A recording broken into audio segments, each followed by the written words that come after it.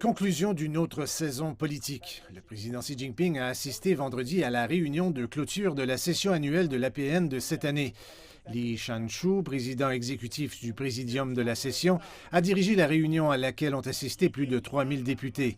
Les législateurs ont adopté les 6e amendements à la loi organique et une décision sur le nombre de députés à la prochaine législature, la 14e APN.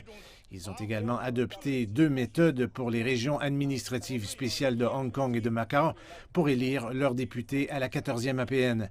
Les législateurs ont approuvé le rapport d'activité du gouvernement et les rapports d'activité du comité permanent de l'APN, de la Cour populaire suprême et du parquet populaire suprême.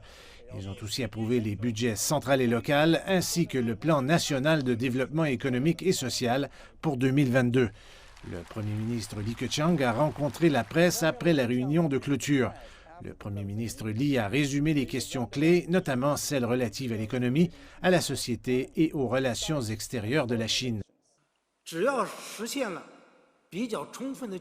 Si nous pouvions atteindre le maximum d'emplois, nous serions en mesure d'atteindre ce que certains disent être le taux de croissance économique potentiel de la Chine. Il y a un exemple concret ici. En 2020, les choses étaient si difficiles que nous avons décidé de ne pas fixer d'objectif de croissance du PIB, mais nous avons fixé l'objectif de nouveaux emplois urbains à plus de 9 millions. Notre résultat est que nous avons créé plus de 11 millions de nouveaux emplois urbains et placé la croissance chinoise en territoire positif à 2,2%. L'économie chinoise est la seule parmi les grandes économies à avoir enregistré une croissance positive.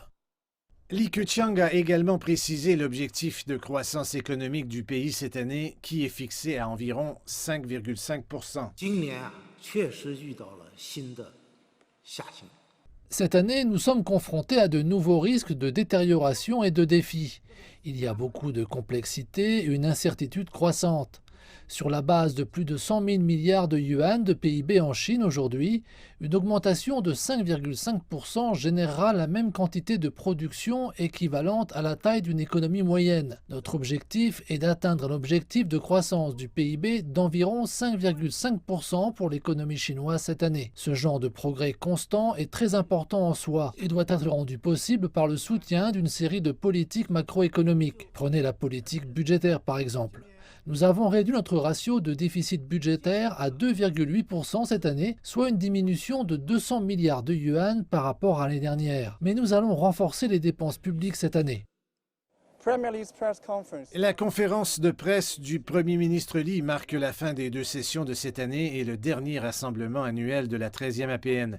2022 marque la 2e année du 14e plan quinquennal de développement social et économique du pays et au cours du second semestre de l'année, le Parti communiste chinois accueillera son 20e congrès national.